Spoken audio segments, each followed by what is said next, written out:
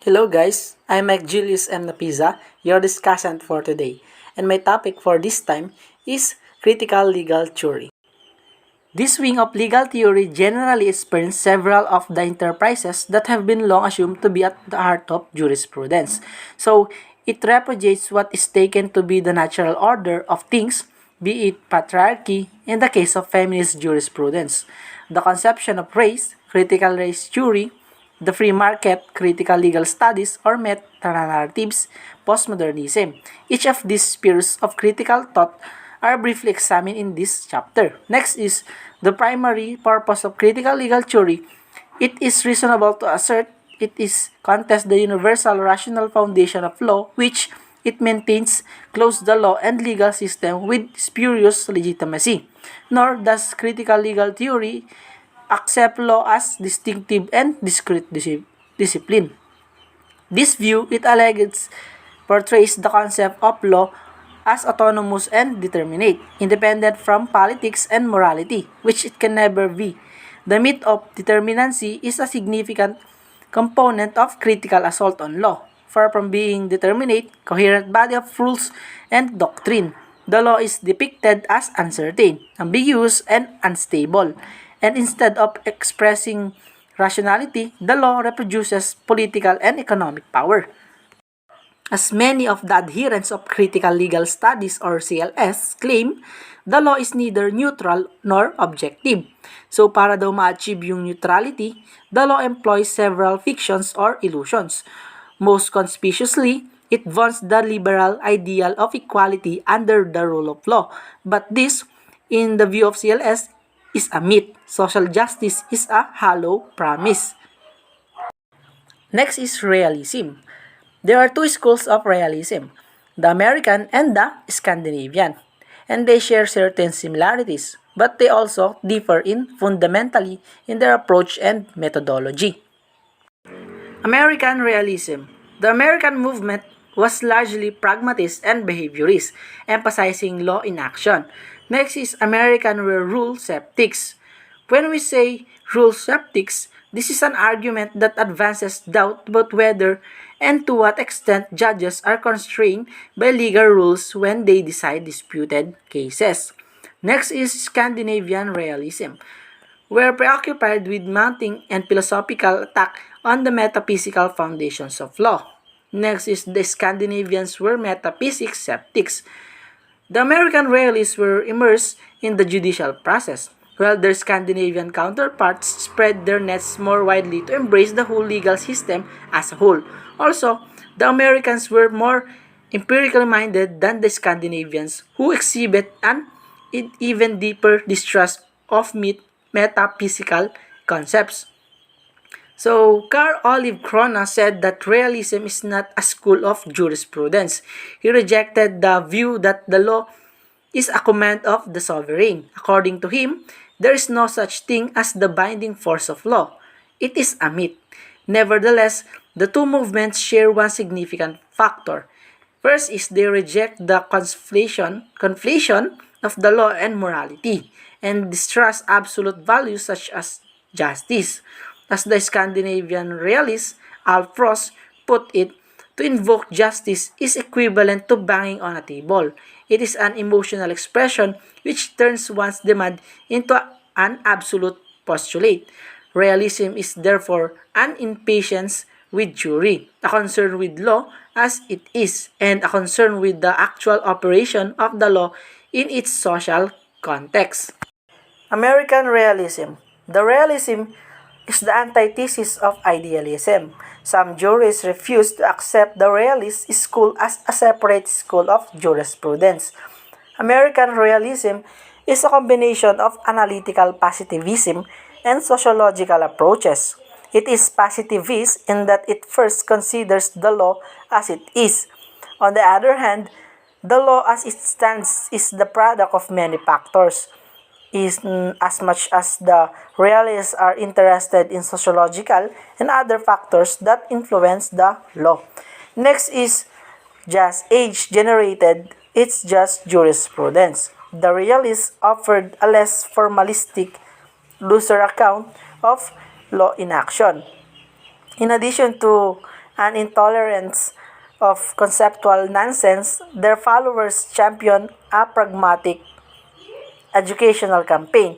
But though they were preoccupied with empirical questions, for example, attempting to identify the sociological and psychological factors influencing judicial decision making.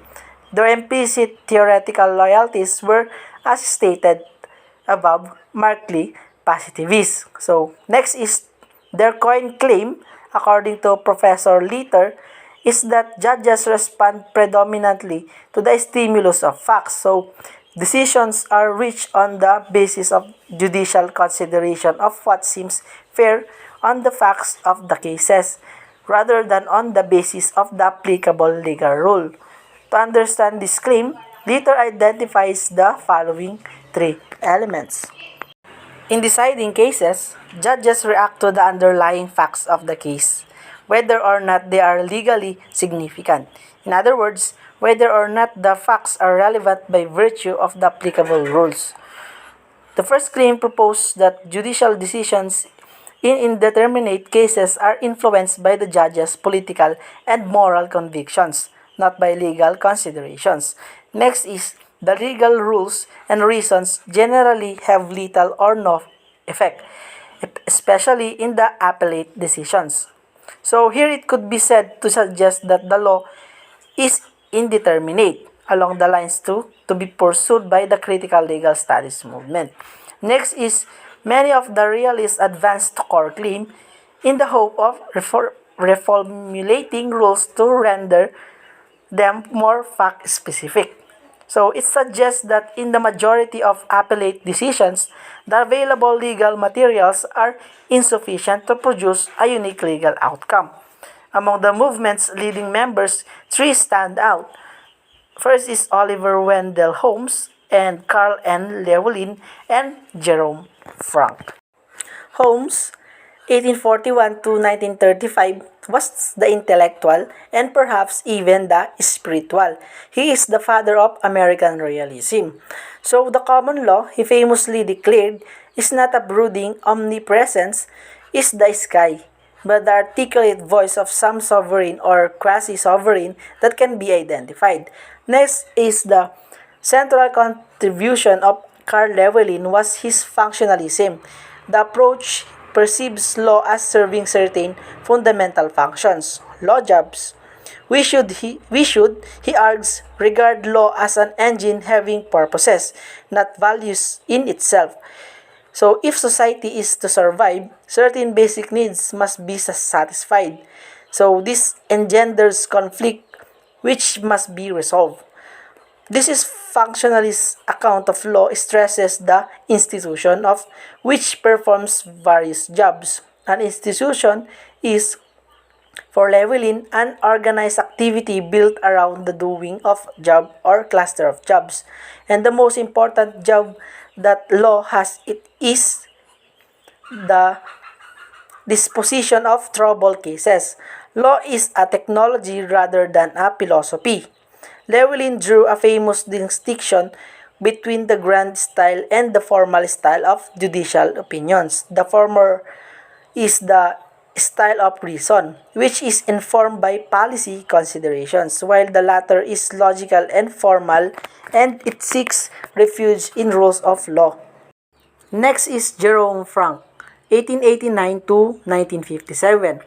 Is generally associated with the distinction he drew between rule skeptics and fact skeptics, who were concerned to reveal the unconscious forces that affect the discovery and interpretation of the facts of the cases.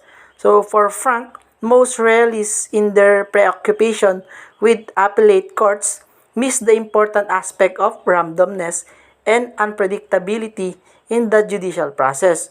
So the elusiveness of facts, thus the various prejudices of judges and jurors. For example, plus or minus reactions to women, or unmarried women, or red-haired women, or brunettes, or men with deep voices, or fifth-jetty men, or men who wear thick eyeglasses, or those who have pronounced gestures or nervous tics, so frequently affect the outcome of a case.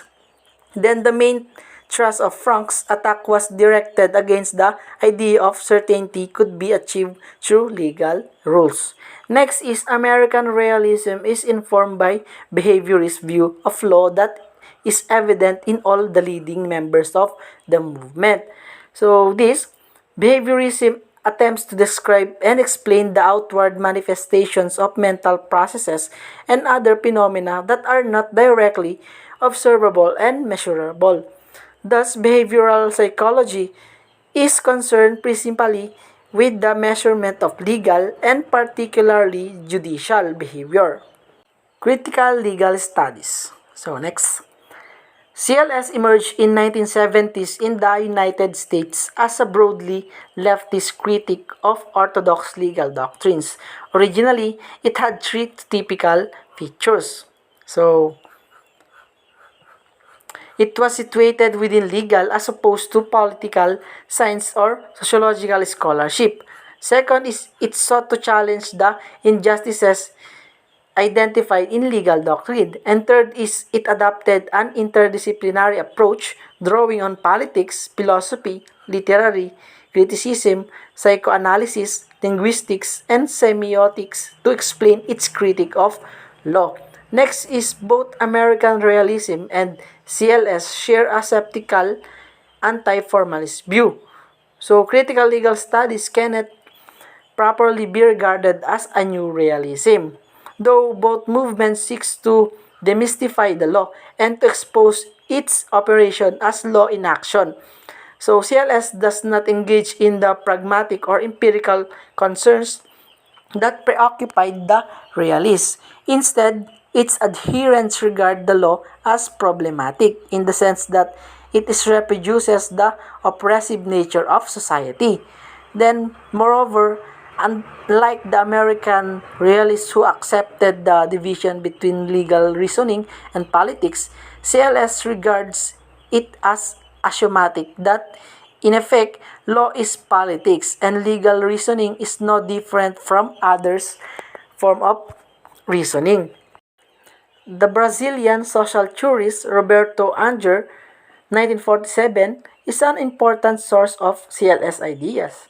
The representation of society, he contends, is infused with the following four beliefs. First, the law is a system and as a body of doctrine, properly interpreted, it supplies the answer to all questions about social behavior. Second, a special form of legal reasoning exists by which answers may be found from doctrine. Third is that this doctrine reflects a coherent view about the relations between persons and the nature of society. And fourth is that social action reflects norms generated from the legal system, either because people internalize these norms or actual coercion compels them to do so. Critical legal studies challenges or CLS. First, it denies that law is a system or is able to resolve every conceivable problem. So this is described as the principle of interdeterminacy. Second, it rejects the view that there is an autonomous and neutral mode of legal reasoning. So this is described as a principle of anti-formalism. Third, it contests the view that doctrine encapsulates a single, coherent view of human relations. So instead, CLS maintains the doctrine represents several different, often opposing points of view, none of which is sufficiently coherent or pervasive to be called dominant. So this is described as the principle of contradiction. Finally, it doubts that even where there is consensus, there is reason to regard the law as decisive factor in social behavior. So this is described as the principle of marginality. So that's all my report. Thank you for listening.